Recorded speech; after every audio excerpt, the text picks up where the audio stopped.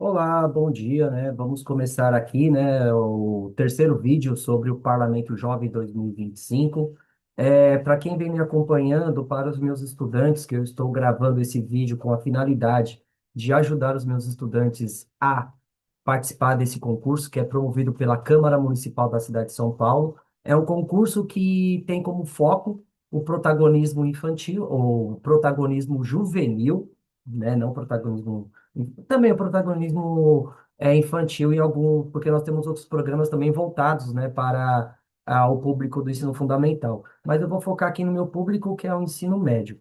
Então, o primeiro vídeo foi o que é o concurso, né, o Parlamento Jovem. O segundo vídeo tem a ver com a questão de como é que se elabora um texto-lei, né? Então, dentro do texto-lei, o que precisa conter esse texto-lei. E agora nós vamos falar sobre os partidos. Eu não estou falando de partido político, eu estou falando daquilo que você vai defender. Então, escolha seu partido, onde o seu projeto atuará. Então, Parlamento Jovem, Ensino Médio 2025. Então, quando nós começamos a trabalhar essa questão de tomar partido, de escolher, né, nós temos que ver o seguinte: dentro daquilo que você observa na cidade, né, dentro daquilo que você observa no seu dia a dia, no seu cotidiano. Então, aonde o seu projeto de lei ele vai atuar, né? Então, em que esfera da nossa sociedade é que você vai contribuir na produção do seu texto legal. Então, para iniciar aqui, a escolha do seu partido, no caso, né, nós estamos falando do concurso, né, do Parlamento Jovem.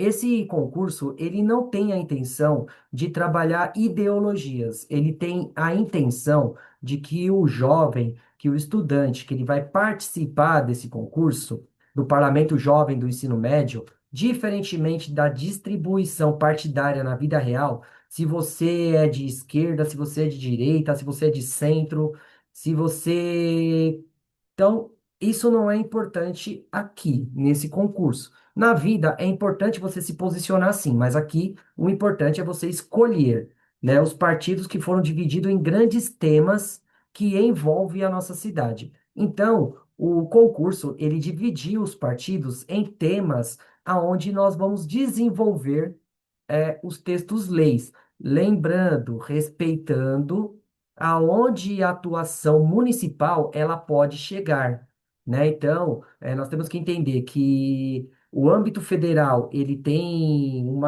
engloba todo o território que vai subordinar as legislações locais. Então, eu vou falar sobre segurança, um exemplo aqui, que depois eu vou discutir aqui com vocês. Eu posso criar uma lei que permite que na cidade de São Paulo o cidadão ele possa andar armado?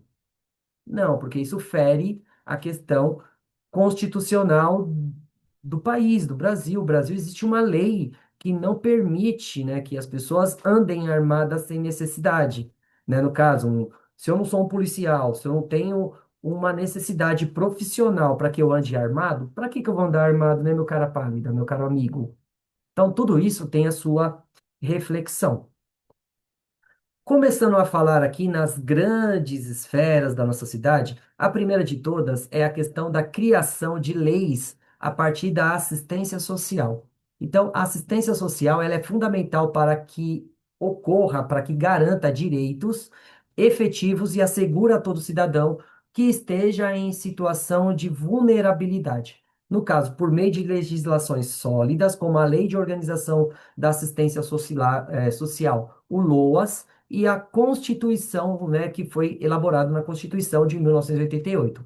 O Estado brasileiro reconhece a assistência social como direito do cidadão e o dever do Estado, desvinculando, né, então tirando esse caráter assistencialista e de caridade. Então, essas leis, eles estabelecem o princípio das diretrizes de uma forma da organização da sociedade, como o Sistema Único de Assistência Social, o SUAS, que promove a proteção social por meio de programas, projetos, serviços e benefícios. Além disso, a legislação garante que os recursos públicos sejam aplicados de forma transparente e eficiente, promovendo a inclusão social e a dignidade humana, superando as desigualdades. Assim, a lei, ele é bem estruturada, são essenciais para a transformação da assistência social em uma política pública efetiva e cidadã.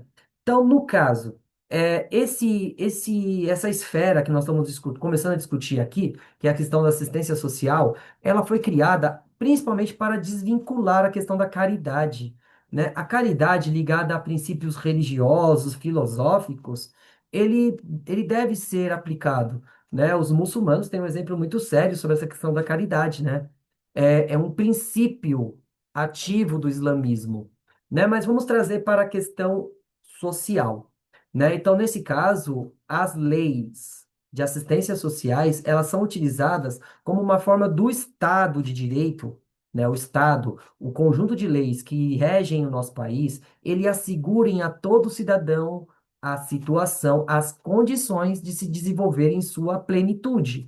Então, a questão de lei de organização social, o LOAS ele serve para pessoas que estão em um nível de pobreza onde eles precisam ter a garantia da sua dignidade, né? Então, pessoas que têm deficiência, pessoas que não contribuíram para a assistência social por vários motivos aqui que eu não vou criar polêmica dizendo que está certo ou que está errado, mas o importante é a gente pensar o seguinte: assistência social não é caridade. Então, o importante é nós pensarmos o que nós podemos fazer para melhorar essa vida, a vida da pessoa, né, que não tem os seus direitos atendidos.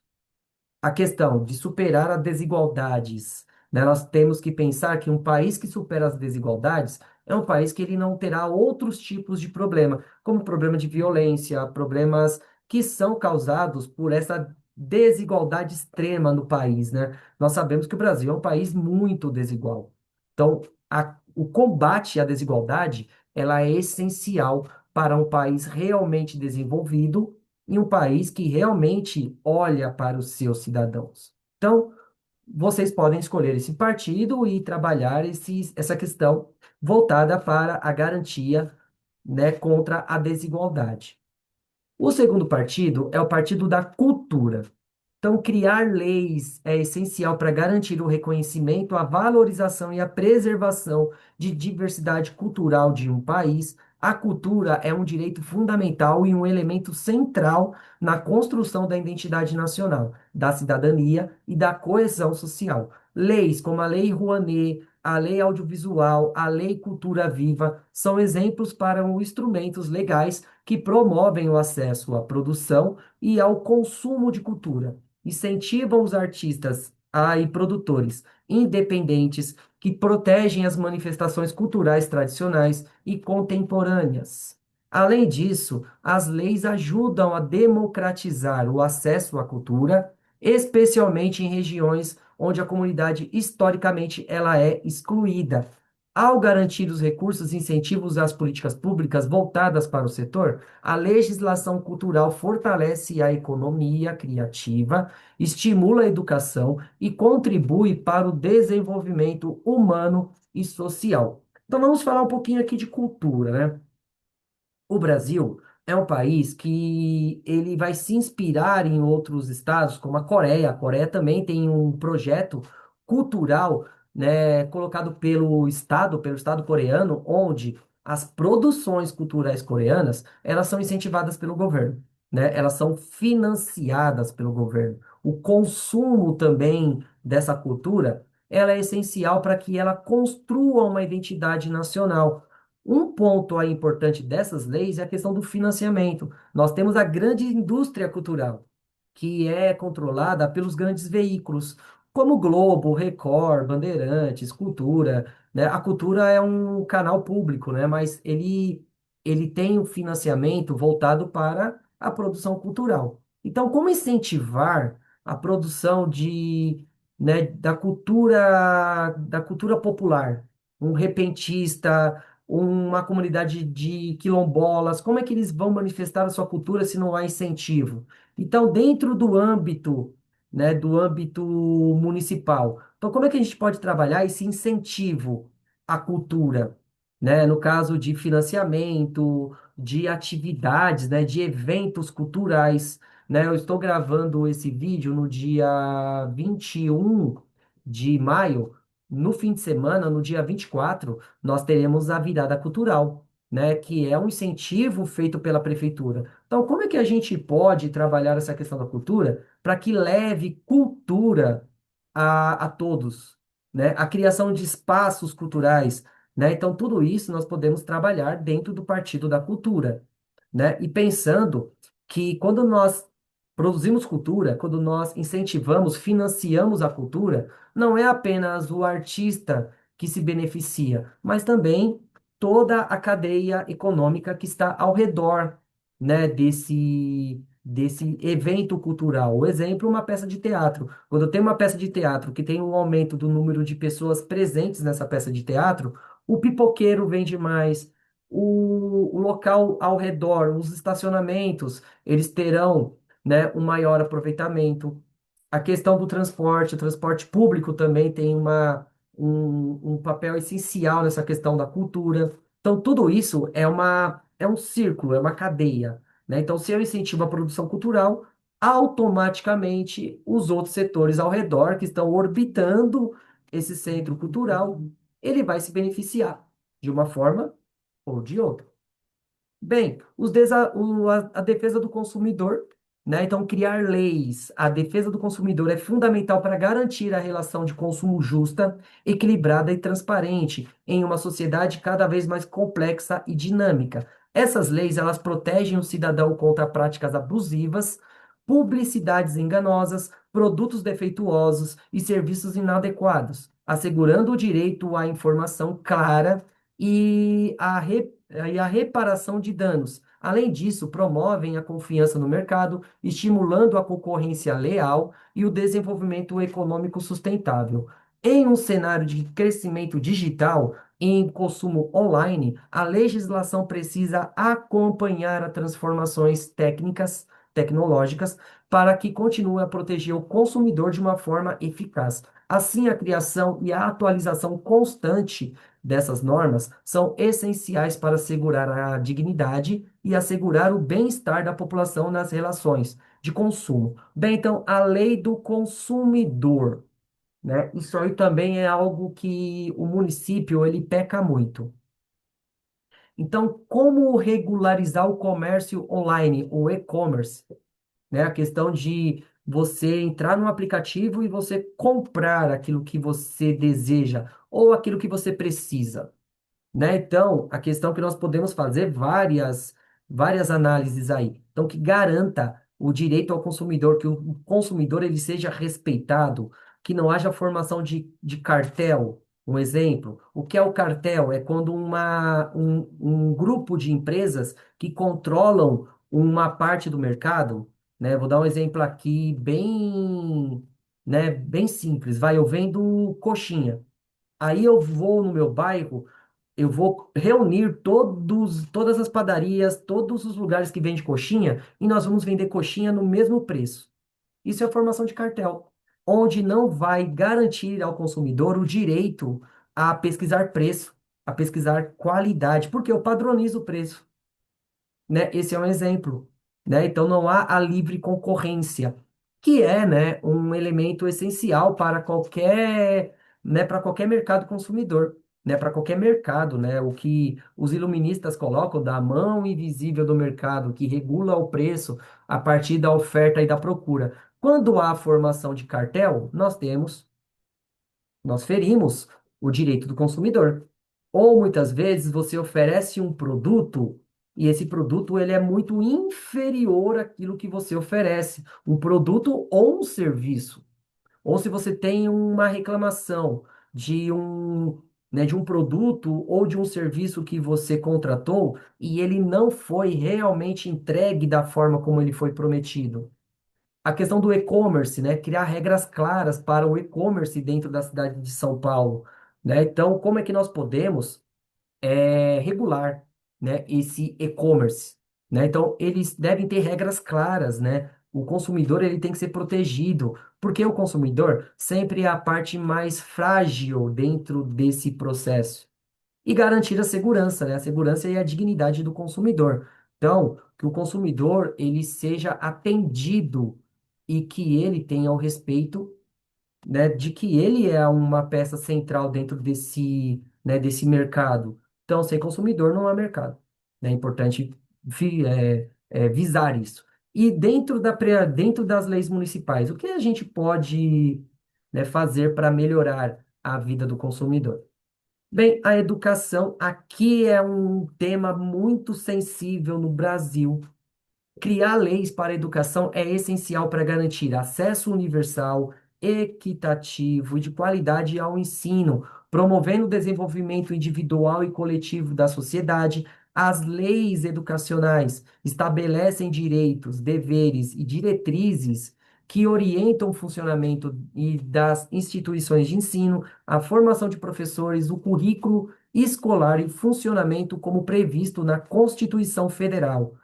É um dever do Estado e da família. Além disso, as leis bem estruturadas ajudam a combater a desigualdade social, promovendo a inclusão e fortalecem a cidadania, preparando o indivíduo para o exercício consciente dos seus direitos e deveres. Em um mundo em constante transformação, a legislação educacional precisa ser dinâmica e atualizada para responder os desafios contemporâneos e garantir uma educação de forma cidadã, né, formando um cidadão crítico, criativo e comprometido com a sociedade. Então vamos falar um pouquinho aqui do meu ramo, né, educação.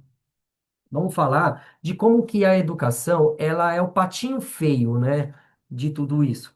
Por quê, né? A gente fala em educação e a educação, ela não cumpre realmente o seu papel. Qual é o papel da educação, né? É garantir que o cidadão ele seja formado como uma pessoa crítica, uma pessoa criativa, uma pessoa comprometida com a sua sociedade. Então, nós temos várias leis. A lei de inclusão, né? Então, todos devem estar dentro de uma instituição regular de ensino dos 4 aos 18 anos incompleto no ensino básico, né? No ensino que vai desde a educação infantil até o ensino médio. Na questão da educação, não há uma lei que obrigue, né, que tenha a questão do acesso, né? O acesso ao ensino superior a todos. Então, o ensino superior, ele não é obrigatório como o ensino fundamental, né? O ensino básico, que vai desde a educação infantil até, né, o ensino médio, né? Não há uma lei que obrigue, né, que ocorra uma formação, né, superior ou uma educação profissionalizante. Isso pode ser algo discutível, né, trabalhar a importância do ensino superior e do ensino técnico, que é a base da formação de uma força de trabalho. Mas o importante não é apenas formar um grupo de trabalhadores, mas também o cidadão, né? Então, o cidadão que ele saiba o seu papel, ele saiba o que é ser um cidadão, que ele seja comprometido com essa sociedade, que ele não seja apenas um ser consumidor, né? Um trabalhador, uma mão de obra, um apertador de parafuso, como tempos modernos, né? Do Charlie Chaplin, né? Então, que esse cidadão, ele se entenda como um ser autônomo, protagonista, que ele saiba diferenciar as coisas, né? Então, que ele seja protagonista da sua vida mesmo, né? Não apenas um ser errante, né? Mas sim uma pessoa comprometida com o desenvolvimento da nossa sociedade. Se nós temos uma pessoa crítica, uma pessoa que é comprometida com a sociedade, nós combatemos a desigualdade. É uma pessoa que ela vai questionar a sua realidade. Então, a educação ele tem esse papel também de conscientização, né, do cidadão, né? No caso, fazer com que ele entenda a dinâmica, né, de uma sociedade. Tanto é que é necessário que tenha uma lei que obrigue no Brasil o ensino, né, da história afro, né, da cultura indígena, a questão da inclusão de pessoas com deficiência. Gente, educação com, assim, inclusão com qualidade. Não adianta haver uma inclusão e simplesmente não haver uma qualidade. Que tenha profissionais dentro das instituições de educação que sejam comprometidas e que tenham a formação para atender essa parcela da população de uma forma digna, que elas sejam realmente incluídas. É necessário convívio sobre dentro de uma esfera de pessoas diferentes, para que a nossa sociedade ela realmente seja inclusiva. A formação de professores, né, a valorização dos professores, que também é essencial, que haja uma lei que garanta a segurança desses profissionais, né? Porque hoje os professores, né, de uma forma geral, é um dos poucos grupos que atende a comunidade, a sociedade de uma forma, é um serviço, é um direito essencial e muitas vezes é o tipo de profissional que ele é esquecido, ele é deixado de canto.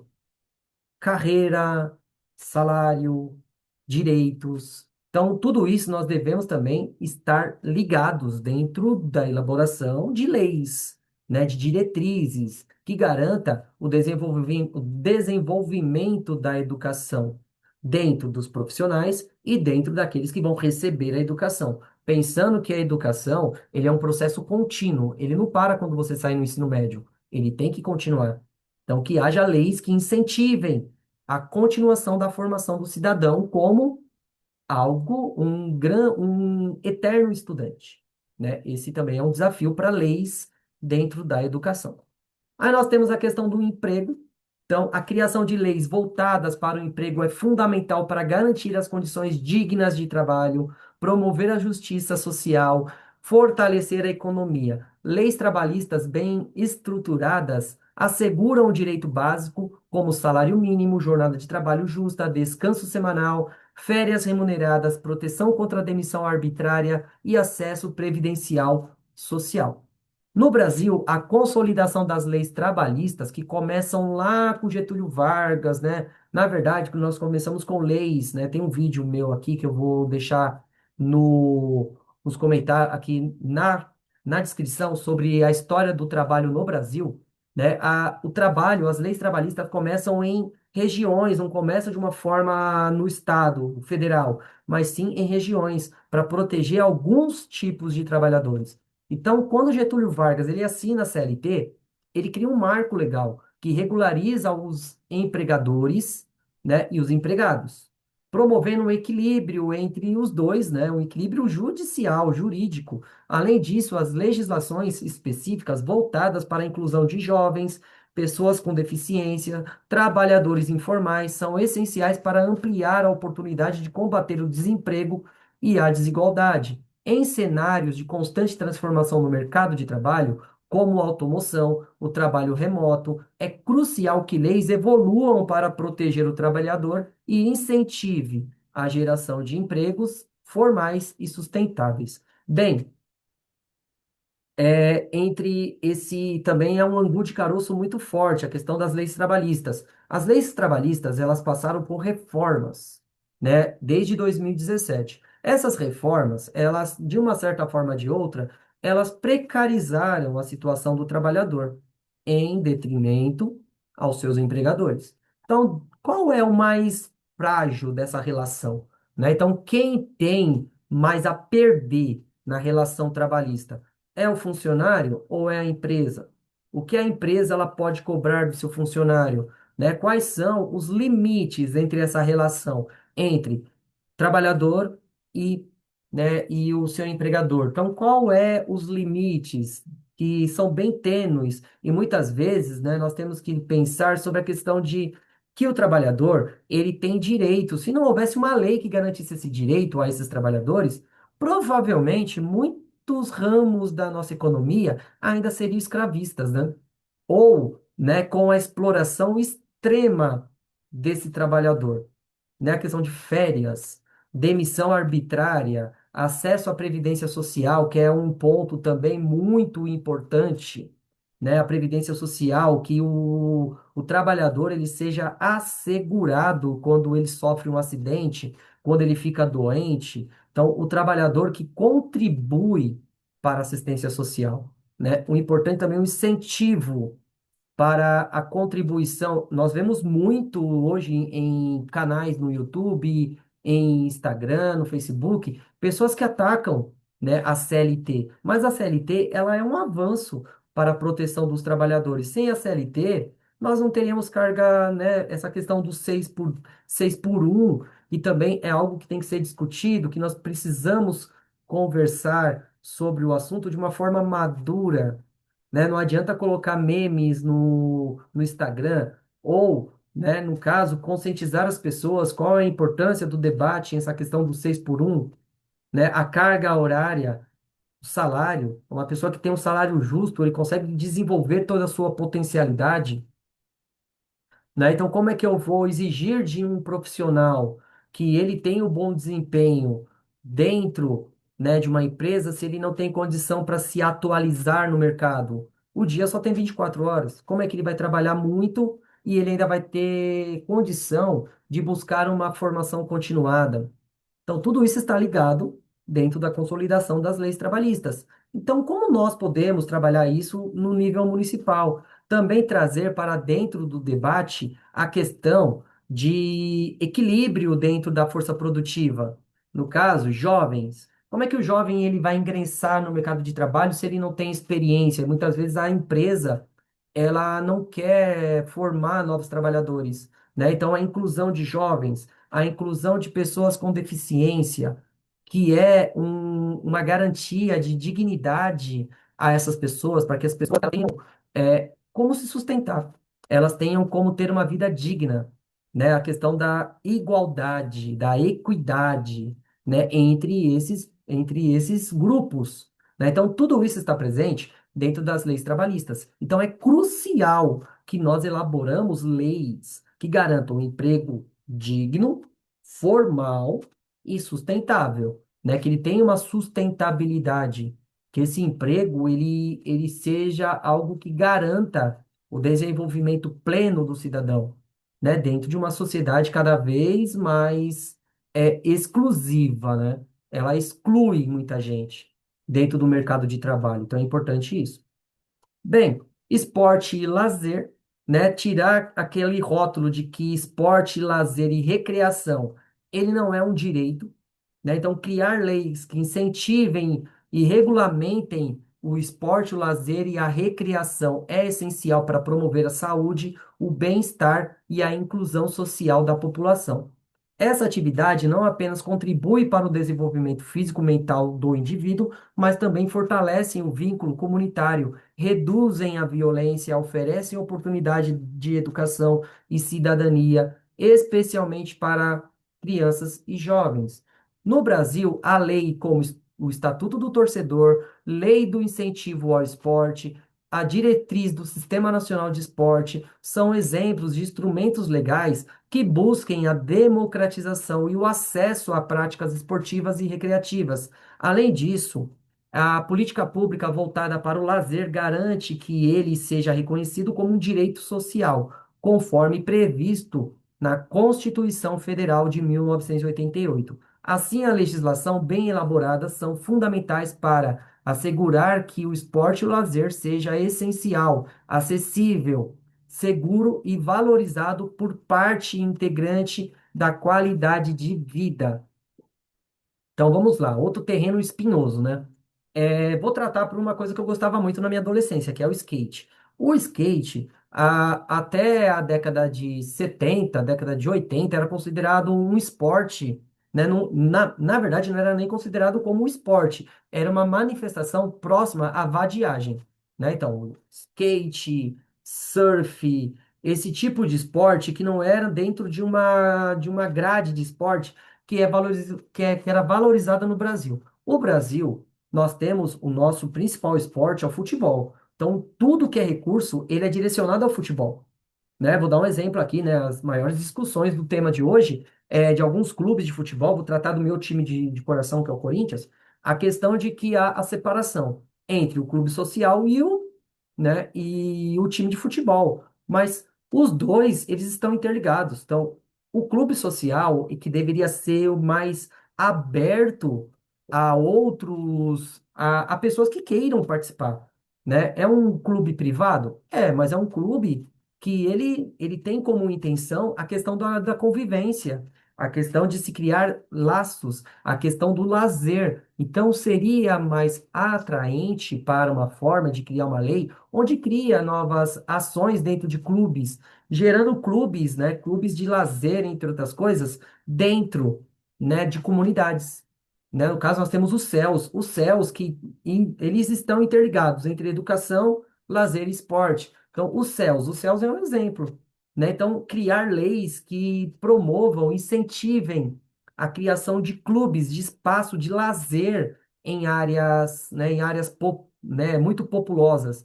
No caso que nós estamos vendo a adensação demográfica em algumas regiões da cidade de São Paulo, da cidade, no caso, Zona Leste, Zona Sul, essas regiões que estão crescendo, estão ampliando a quantidade de pessoas que vivem ali. Aquelas pessoas, elas terão lazer, né, para que elas possam ter um momento de relaxamento, para que eles possam se manifestar de uma forma cultural, física, né, a sua questão do lazer e da recreação, né? A questão do direito, né? Não estou falando o estatuto do torcedor, né? Que é importante, né? Que foi um marco. Então, como é que nós podemos trazer para o nível municipal essa lei do estatuto do torcedor, o incentivo ao esporte? A prefeitura, ela pode incentivar alguns esportes que não contam com financiamento privado, né? Nós tínhamos uma grande representatividade na década de 90 do basquete feminino. O basquete feminino hoje no Brasil, ele vem sofrendo muito com a falta de incentivo, com a falta de investimento. Então, o que nós podemos fazer para melhorar a competitividade do basquete feminino na cidade de São Paulo? Um exemplo, né? A questão de construção de espaços públicos para o lazer e para o esporte, né? A criação de competições municipais ou da formação de atletas, da formação de profissionais, entre outras coisas, interligando educação, esporte, recreação. Como é que isso é possível? Bem, habitação, que também é um angu de caroço na nossa cidade. Então, a criação de leis voltadas para a habitação é essencial para garantir o direito à moradia digna, segura, acessível a todo cidadão, conforme previsto na Constituição Federal do Brasil de 1988. As habitações é um dos pilares da dignidade humana, está diretamente ligada à saúde, à segurança, à inclusão social. Leis como o Estatuto da Cidade, os programas Minha Casa Minha Vida, atualmente, como Minha Casa Minha Vida 2, né? Durante o governo Bolsonaro ganhou a roupagem de Casa Verde e Amarela, mas os princípios eram os mesmos. São exemplos de iniciativas legais que busquem regular o uso do solo urbano, promovendo o acesso à moradia popular, o combate a déficit de habitação. Além disso, a legislação habitacional ajudam a prevenir ocupações irregulares, promover a regularização fundiária e garantir a infraestrutura básica para as comunidades vulneráveis. Assim, as políticas habitacionais bem estruturadas e amparadas por lei são fundamentais para construir uma cidade mais justa, sustentável e inclusiva. Então, vamos falar de habitação, que também é um problema muito sério na cidade de São Paulo, né? Habitação, nós temos um déficit muito grande, nós temos falta, nós temos muita gente sem casa e nós temos muita casa sem ocupação.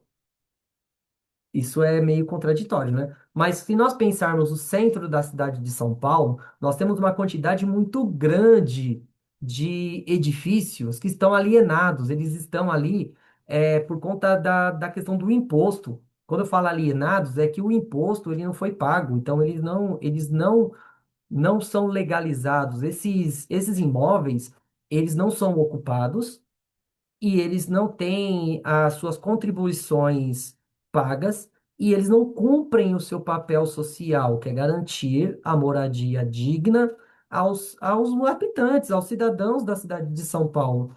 E a prefeitura, muitas vezes, ela fecha os olhos para isso. Então, é importante pensar em programas de revitalização realmente eficientes para o centro da cidade de São Paulo, voltando lá para assistência social, pensando que essas moradias, elas são essenciais para criar a dignidade às pessoas. A educação, criar a dignidade, Esporte, e lazer, cria dignidade, mas habitação, aonde que eu vou voltar quando eu termino a minha rotina de trabalho todo dia?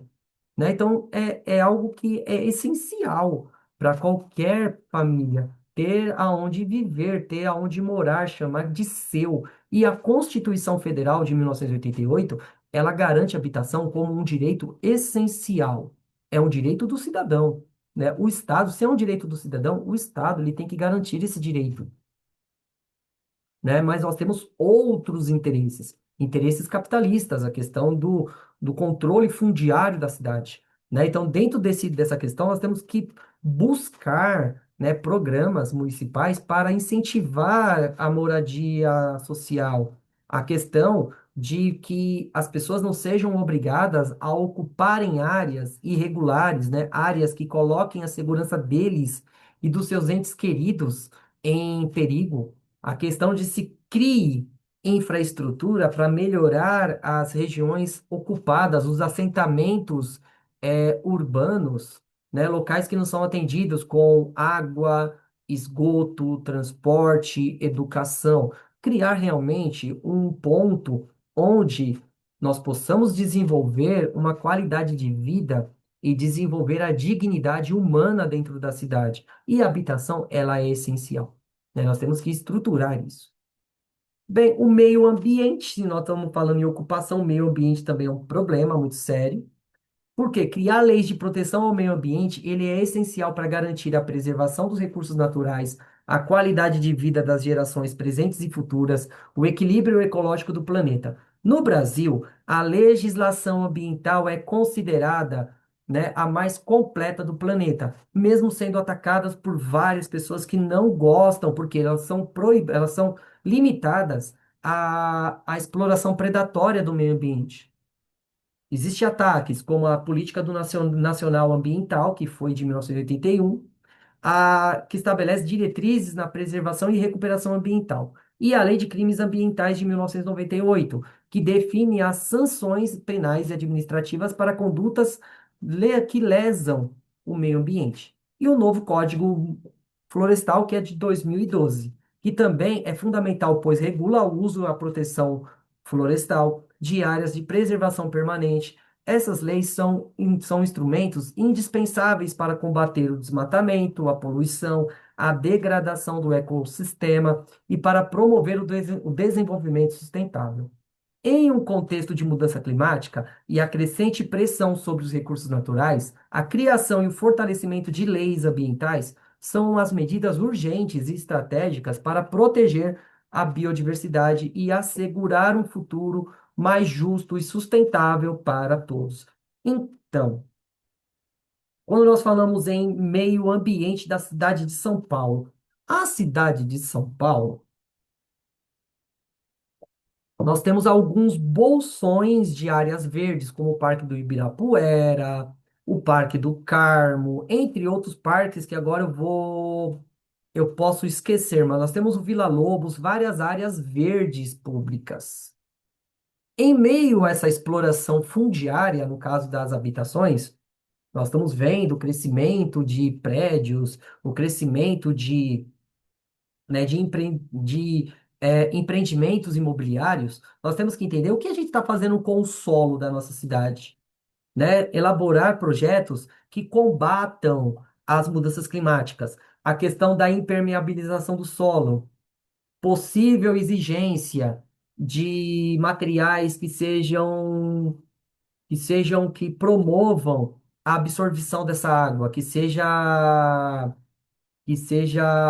é, que seja instrumentos que absorvem a água, e isso é uma demanda recorrente. Então, que nós possamos melhorar a exploração dos recursos naturais, que nós possamos melhorar a vida ambiental da cidade de São Paulo, criando corredores verdes, elaborando a recuperação de praças, de parques, né? A criação de novos parques, o incentivo ao cultivo e a plantas, né, nativas da Mata Atlântica. Porque não adianta eu ter um jardim, eu ter uma praça e eu plantar, eu colocar árvores que sejam árvores asiáticas, árvores ornamentais, que não tem nada a ver com o bioma, né, que não tem nada a ver com as plantas presentes no nosso ecossistema, não adianta, né, que nós tenhamos a ocupação do solo de uma forma sustentável, que eu incentive práticas como hortas comunitárias, que é um exemplo também muito legal, que nós podemos ocupar áreas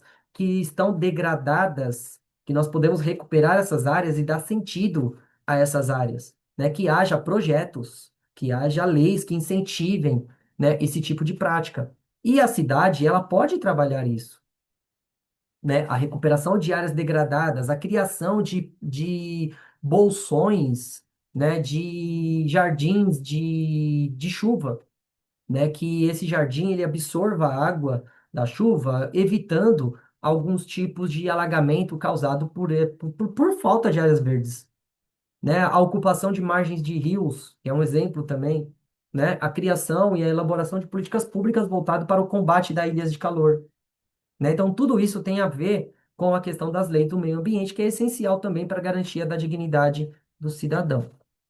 O planejamento urbano, se nós estamos falando em meio ambiente, nós temos que planejar as construções. A criação de lei para o planejamento urbano é essencial para garantir o desenvolvimento ordenado e inclusivo das cidades no Brasil, a legislação da cidade, o Estatuto da Cidade, a lei de parcelamento do solo urbano, né, estabelecem diretrizes do uso do solo e a função social da propriedade e participação popular na gestão urbana.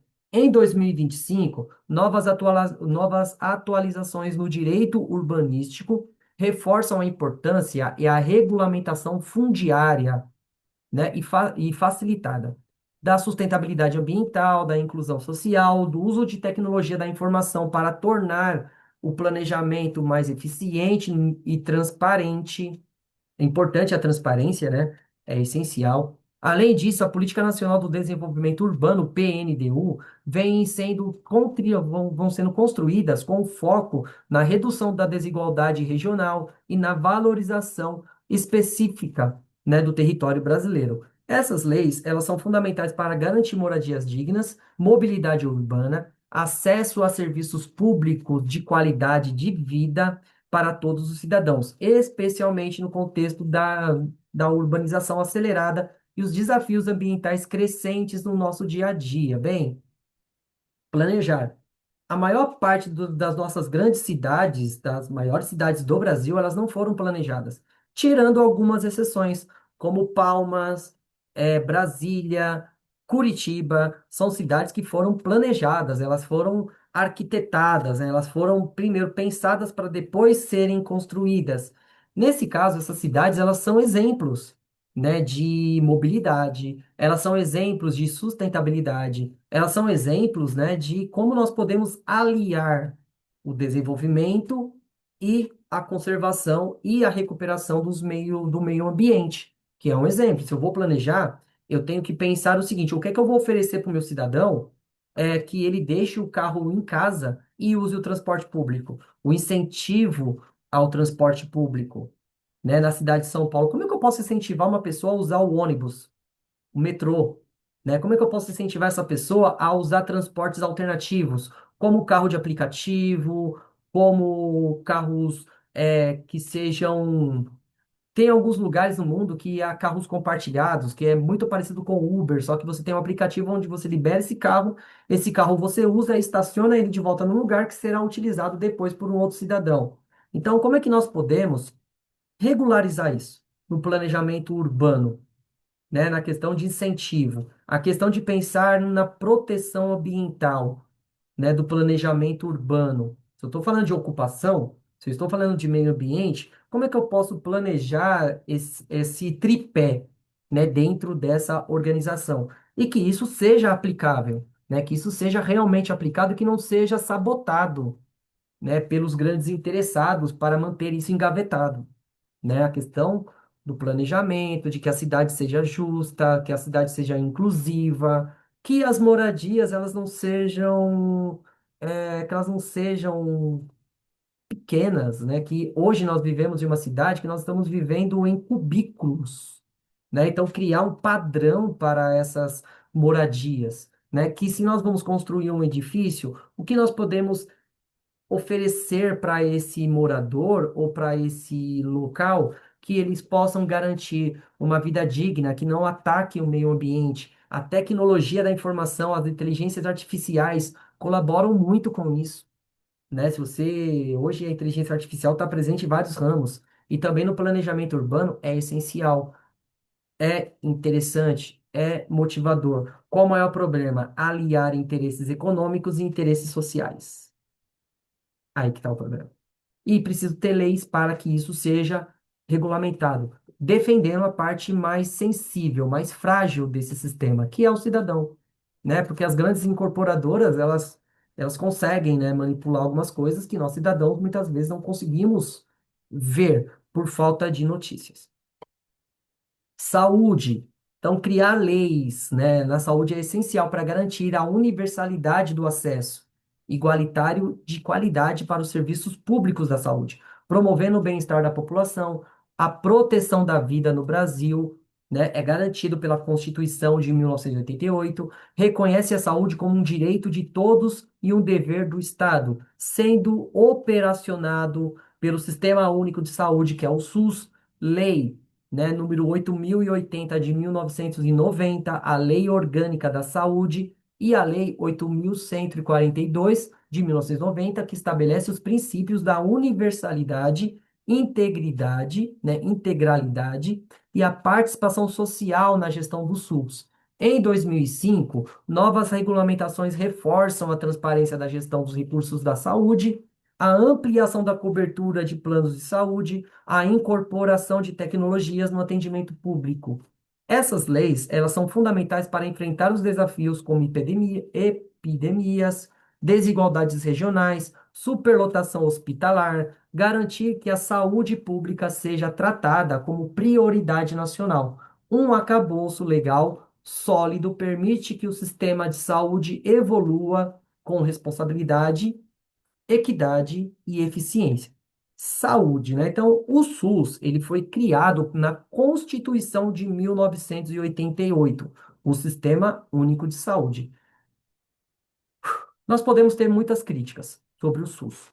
Nós podemos falar que o SUS ele é mal administrado, o SUS ele está sucateado, o SUS ele tem vários problemas, mas vamos partir pela lógica. Países que não têm sistema de saúde público, Estados Unidos. Um exemplo, o que nós estamos vendo nos Estados Unidos? Houve um caso de um assassinato de um dono de uma seguradora. Por quê? Porque o seu assegurado não foi atendido na sua necessidade. Então, no Brasil, alguns tipos de doenças não são cobertos pelo plano de saúde, né? Então, nós temos a saúde pública e a saúde privada. Nós temos uma ilusão de que a saúde privada, ela atende todas as necessidades do seu consumidor. O que é privado, entende-se que a pessoa, ela deixa de ser um cidadão e ela passa a ser um consumidor. Então, como é que nós podemos melhorar a vida desse consumidor lá na questão de garantia dos direitos do consumidor, né? Então, como nós podemos garantir a esse cidadão que os seus direitos sejam reconhecidos?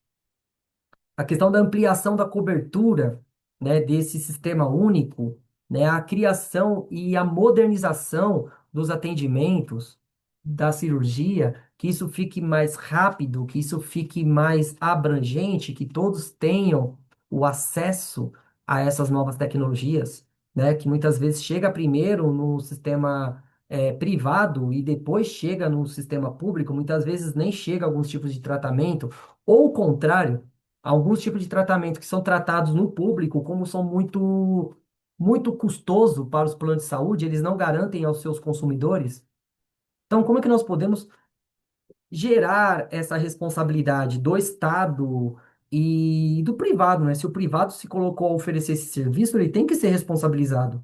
A equidade entre o atendimento, saber a quem nós vamos atender, como atender, principalmente na área sensível que é a saúde, né? A questão da saúde mental, né? O Brasil, nós somos um país que nós temos uma grande quantidade de profissionais que trabalham a saúde mental, mas é um tipo de atendimento que é tão distante do cidadão, né? A saúde mental, a saúde né, trabalhar esses problemas direcionados ao comportamento, à questão de deficiências, né, como o autismo, ou entre outras síndromes, que faz com que nós precisamos de atendimento, o acesso a medicamentos, Então, lógico, é utópico isso que eu estou falando aqui, mas desvincular, assim, tirar, desligar a questão do capital com a questão do público, do atendimento, do bem-estar da população, né? A questão nós acabamos de sair de uma pandemia, o que nós aprendemos com ela e continuamos cometendo os mesmos erros. É preciso criar leis sobre isso, né? É importante, leis municipais, né? Que nós podemos respeitar essas leis. Segurança urbana, então, criar leis para a segurança urbana é essencial para garantir a proteção da população, a proteção, né, a ordem pública e a convivência pacífica no espaço público, no espaço urbano. Em 2025, o Brasil passou por uma significativa atualização nas suas leis de trânsito e na segurança viária, como foco na redução de acidentes, como uso de tecnologia da inteligência, né, no caso das TIs, né, e na promoção de mobilidade segura. Entre as mudanças, destacam a penalidade mais severa para infração graves, como dirigir com efeito de álcool, uso do celular ao volante, a lei de ampliação do uso de câmeras e sensores para monitoramento em tempos reais. Também foram incentivadas políticas de segurança ciclistas, a pedestres, investimento na infraestrutura urbana, em campanhas educativas. Essas leis são fundamentais para a adaptação nas cidades ao crescimento populacional, à complexidade do trânsito e os desafios, né, da violência urbana, promovendo ambientes mais seguros, inclusivos e sustentáveis para todos. Então, qualquer legislativo, qualquer pessoa que tem entrar no mundo da política pública para serem vereadores, deputados, para serem prefeitos ou governadores, vão surfar nessa onda, na onda da segurança pública. Mas a segurança pública, nós temos que entender que nós temos o âmbito federal, o âmbito estadual e o âmbito municipal. Então, o que cabe à prefeitura a trabalhar essa questão da segurança, né? Então, a prefeitura, ela tem, ou a guarda municipal, ela tem a função de polícia, sim ou não, né? Ela tem a função, né, de garantir a segurança ao cidadão. Então, nós temos que entender aonde cada esfera ela funciona. A questão da segurança, a questão não adianta eu trabalhar a causa, também tem, ó, não adianta eu combater o efeito, eu tenho que combater as causas. Falta de educação, falta de segurança, falta de habitação, falta de direitos, onde esse cidadão ele seja formado de uma forma onde ele pode se ver e ele deve se ver como uma pessoa responsável por essa dinâmica social, né? Então, a segurança urbana, então como é que eu posso criar leis que garantam essa segurança? No caso, leis municipais aí que nós podemos garantir ao cidadão esse sentimento de segurança, né? Respeitando as esferas. Não adianta eu pensar uma coisa assim, eu vou garantir que todo cidadão ele possa andar armado na cidade de São Paulo. Isso fere a Constituição de 1988, porque andar armado é algo que é proibido pela Constituição, né? Então, eu tenho que pensar muito bem sobre isso. E a questão da segurança tem muito mais a ver com questão voltada para a educação, que você previne as causas, do que você, né? Lógico, você precisa atacar as consequências. Mas como? Produzir uma sociedade menos corrupta, uma sociedade que realmente tenha significado. Nós temos que pensar que o Estado ele ocupe o seu papel, não permita que o Estado paralelo se forme, que é algo também muito complicado no Brasil, né? É essencial nós pensarmos isso, e que nós tenhamos uma responsabilidade do cidadão, né? De uma forma geral. A questão do trânsito, né? Então, leis de trânsito, ele é fundamental para a segurança viária, a mobilidade urbana é eficiente, a proteção da vida dos motoristas, dos passageiros, ciclistas e pedestres. Em 2025, o Brasil implementou uma importante atualização no Código de Trânsito com foco na redução de acidentes, o uso responsável de tecnologia e na promoção da prática sustentável. Entre essas mudanças, o uso obrigatório de tecnologia de segurança em veículos novos, como, né, a frenagem automática, os freios ABS, assistência, né, de faixas, que são câmeras que mantêm os carros novos dentro daquela delimitação, tolerância zero ao uso de celular ao volante, a inclusão de bicicletas elétricas e ciclomotores como veículos, né, veículos motorizados. Incentivo ao transporte público e veículos elétricos. Além disso, o sistema de pontuação da CNH, da Carteira Nacional de Habilitação, foi reformulada para punir com rigor em infrações gravíssimas. Essas leis refletem na necessidade de adaptação da legislação a novas realidades urbanas e tecnológicas, promovendo o trânsito mais seguro, justo e sustentável para todos. Bem, mobilidade, né? Mobilidade na cidade de São Paulo. Então, como nós podemos melhorar a mobilidade? Né? Nós temos leis como o rodízio, né, que existe aqui na cidade de São Paulo. Então, as placas, dependendo da placa, os carros eles podem ir até uma certa parte da cidade e não pode ultrapassar aquela parte que é o centro expandido. A questão do incentivo ao transporte público, né? É impossível pensar em transporte público se o transporte público ele é caro, né? Então, nós incentivamos, né? No caso, o Brasil tem um histórico de incentivo ao uso do transporte individual, mas nós não temos o incentivo ao transporte público. Transporte público é muito caro no nosso país. Então, como é que nós podemos incentivar e melhorar essa questão que é essencial, né, para o transporte público? Porque nós temos gratuidades, né? Gratuidades a estudantes, gratuidades a idosos, que essa gratuidade ela é paga por alguém, mas como eu vou incentivar uma pessoa a deixar o carro em casa e pegar o ônibus, se o ônibus ele é sujo, ele não tem ar-condicionado, ele polui a cidade, ele não é rápido, né? A questão, uma coisa leva a outra. Se eu não incentivo o transporte público, o trânsito fica pesado. Se o trânsito ele ficar pesado, isso quer dizer que a velocidade desse transporte público ele não vai ser o adequado. Nós temos uma cidade que cresceu de uma forma desordenada. Não há transporte em trilhos ou transportes alternativos que colaborem, né, para essa mobilidade, né? Então nós temos tudo isso. Também a questão de garantir a segurança, né? A segurança do cidadão, né? Leis mais rígidas sobre a questão de infrações, né? Muitas vezes, atravessando o farol aqui perto de casa, muitas vezes eu tomo sustos, né? Porque eu tô atravessando a faixa com o sinal fechado.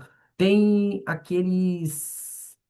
Eu não vou falar aquilo que eu tô pensando, porque senão eu posso ser cancelado em alguns momentos. Mas tem pessoas que só pensam no seu umbigo, ultrapassa o sinal vermelho, né? Não importa o horário, meio-dia, 8 da noite, madrugada, né? Trabalhar a educação do motorista, né? Não apenas na pontuação, porque tem muita gente que frauda essa questão da pontuação, né?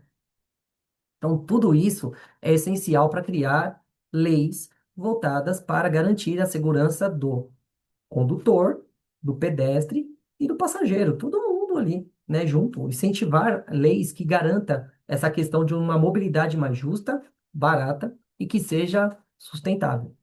Bem, e para a gente concluir aqui, né, finalizar o vídeo ficou extenso, mas é uma formação, né, para que vocês possam saber o que vocês vão fazer, né, da lei que vocês vão elaborar. Então, a possibilidade de um cidadão comum e participar da elaboração do texto-lei representa um avanço significativo na democratização da legislação. Então, o que nós estamos fazendo aqui é um avanço, né, que eu estou trabalhando aqui com vocês é que vocês podem criar leis, não apenas aqueles meus estudantes que estão fazendo parte do concurso, mas você que caiu aqui de paraquedas nesse vídeo, que gostou do meu discurso, que está aqui atento, me acompanhando até aqui. Então, é importante você saber que você pode criar leis, que você pode se tornar protagonista da sua vida. Você não precisa ser um candidato a vereador para participar das decisões da cidade, né? As decisões da cidade, elas não podem ficar resumidas a um número pequeno de pessoas. Os cidadãos, eles devem participar. E nós temos que cobrar o nosso poder legislativo. Nós temos que cobrar o nosso poder executivo essa participação, reuniões mais frequentes, reuniões em locais e que seja incentivado essa participação. Porque muitas vezes nós temos algumas reuniões para discutir plano diretor, para discutir leis de trânsito, lei de segurança social, e essas reuniões elas são escondidas, elas não são incentivadas, né? Quando eu vou apresentar esses concursos que eu faço em escolas, mas fazer isso para quê? Trabalhar a questão da transparência, né? Que haja transparência, que haja a adesão da população, a população tem que participar. Não adianta ficar reclamando, fazendo piadinhas no Instagram. Nós temos que participar, que haja consultas públicas, participação, audiências legislativas, que o cidadão ele possa se manifestar ali na Câmara dos Vereadores, que os nossos vereadores eles não se escondam sobre a força de segurança da Câmara, que eles representam o anseio da população, né? Que as pessoas não sejam agredidas na Câmara dos Vereadores quando elas vão cobrar os seus interesses. É interesse público, não é interesse apenas de um grupo, né? Quando um grupo de classe vai na Câmara dos Vereadores exigir, né, exigir algum benefício, isso é para todos. Porque os vereadores eles se organizam, os vereadores eles têm um salário absurdo e muitas vezes esses salários eles ultrapassam alguns limites constitucionais, né? Como é que um grupo ele pode aumentar 40, 50% do seu salário e dar 5% para um outro grupo? Isso, como é que isso é possível? E nós acreditamos que eles são heróis, quem eles representam realmente, né? Então é importante que haja educação política no nosso país, né? Educação política não a partir da ideologia, que o cidadão saiba exercer o seu papel de cidadão, não apenas como um agente de direito, mas um agente responsável por ela, né? Que a cidadania ela seja ativa e não uma cidadania passiva, né? Que as leis elas colaborem para uma sociedade mais eficiente, né? Que a gente não deposite as nossas esperanças em figuras nefastas que quando acaba a eleição ele foge, ou eles pensam apenas no seu próprio umbigo, né? É importante nós concluirmos isso, né? É importante esses concursos para que os estudantes, de uma forma em geral, eles entendam o seu papel dentro da sociedade. E cabe nós, professores, sabermos, né, direcionar isso, né? E também que sejam eleitos pessoas que não sejam figuras públicas, famosas por outras coisas. Não adianta eu votar em um jogador de futebol, em um ex-Big Brother, em pessoas que não têm participação popular. Nós temos que entender que nós temos que votar em lideranças e não pessoas que estão buscando economia, que estão buscando emprego, sabe? Nós temos políticos profissionais, né, que estão nessa vida há muitas e muitas gerações. Nós pegamos alguns históricos de algumas famílias muito importantes em várias cidades, em vários estados. É praticamente um feudo, né? Um feudo daquela família ali. E isso é um problema. Que haja renovação. Renovação na política. Renovação em todos os campos. E esse programa, esse concurso, ele é essencial para formar novos líderes.